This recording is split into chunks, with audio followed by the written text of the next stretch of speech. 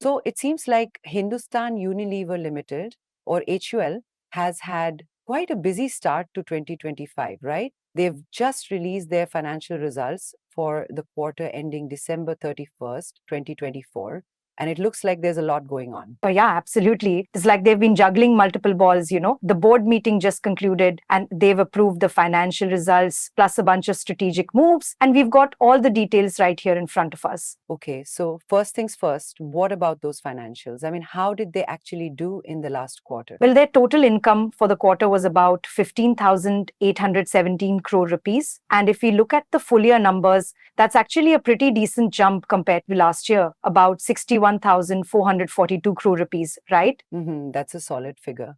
And what's the story with their expenses? It seems like their costs are always a big factor. Exactly, like running any big operation.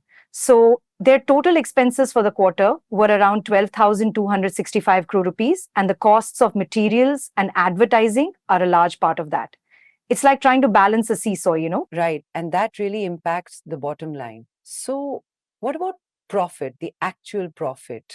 That's the key number, isn't it? Yeah, so their profit for the period was about 3,001 crore rupees, which is a pretty significant jump compared to the same quarter last year, actually. It's like a 19% increase, showing they did quite well overall. Okay, that's a pretty good jump. Anything else we should know about the overall financials before we dive into the segments? Well, just quickly, their earnings per share, both basic and diluted, came out to about 12.77 rupees. And that's important for investors to see that they've seen good growth there. And that's just a quick snapshot before we get into the details. All right, let's talk segments then. How did each of HUL's business segments perform?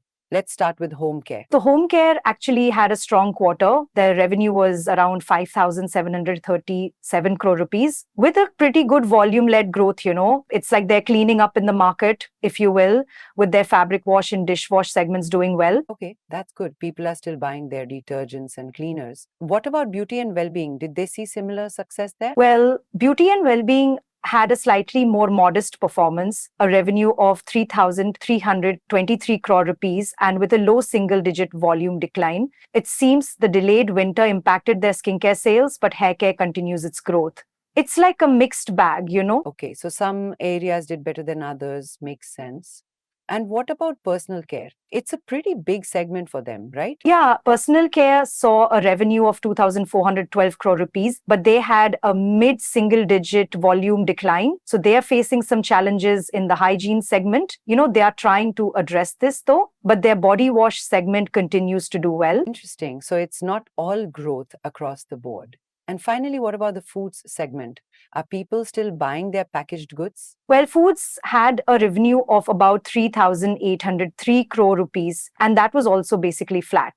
There's a decline in volume, but some pricing adjustments actually helped them get there, and their packaged foods and coffee are performing well. Okay, so it seems like some segments are performing better than others. It's a mixed bag this quarter, isn't it? Exactly. That's often the case with big companies. It's never uniform across every area. Home care is definitely a bright spot, while other segments have their own specific challenges to address. All right, so let's switch gears a bit. I noticed that there's a lot of talk about underlying sales growth and underlying volume growth. What exactly do those terms mean? Right. So underlying sales growth, or USG, is basically the increase in their turnover, but it excludes any changes from acquisitions or disposals. It's like seeing how the company performs organically. Okay, that makes sense. So it's like a pure measure of their sales without the impact of any mergers or sales of assets. Exactly. And then underlying volume growth, or UVG, measures the increase in the actual volume of products they sold. And that also takes into account the mix of the turnover. So you get a more detailed view of what's moving and at what prices. So it's not just about money, it's about the actual number of units, right? That's pretty important for understanding what's really driving their performance. Yeah, it shows you if the growth is coming from more sales, or just higher prices. It's all about figuring out the story behind the numbers. And for this quarter, they saw 2% USG, but a flat UVG, meaning the mix was negative. Got it. Now, moving on, it seems like HUL is making some pretty big strategic moves. I heard something about an ice cream business demerger. Yes, it's actually quite significant, They're demerging their ice cream business into a separate entity called Quarterly Walls India Limited. It's like they're giving it its own space to grow. Wow, that's a pretty big decision. Why are they doing that? I mean, what's the rationale behind this move? Well, the idea is to give the ice cream business its own focused management. That is really the key. That way, they can tailor strategies specifically for its market dynamics. Plus, they want to unlock value for shareholders. So it's about giving that business more flexibility and a dedicated approach. Interesting. And shareholders will get shares in the new company? Yes, exactly. For every one share you hold in HUL, you get one share in the new ice cream company. It's like getting a free scoop of ice cream, if you will. Okay, that's a pretty sweet deal for the shareholders, I guess. And what about this acquisition I saw? They're buying a premium beauty brand, right? Right. So they're acquiring a 90.5% stake in a company called Uprising Science Private Limited, which owns the brand Minimalist. It's like they're adding a shiny new gem to their collection. Minimalist? Okay, I haven't heard of them, but it sounds like it's a big deal for HUL. What do they do exactly? They're a digital first premium beauty brand that focuses on science backed skincare and hair care with a pretty solid base in the online space. It's a very strategic move to get into that space. So UL wants to boost its presence in the online beauty segment by acquiring this company. That sounds like a smart move. Exactly. They want to cater to this growing online consumer base, and this acquisition will definitely help them with that. It's like adding a fast car to their race team, and it grows their beauty portfolio into a more premium segment. Okay, well, that's another pretty significant move. It seems like they're really focusing on the beauty sector. What else? Is there anything else we should know about? Well, they also have plans to acquire a palm oil undertaking. It's part of their localization strategy for palm derivatives. And they're hoping to reduce their import dependence. Palm oil? So they're even getting into agriculture now.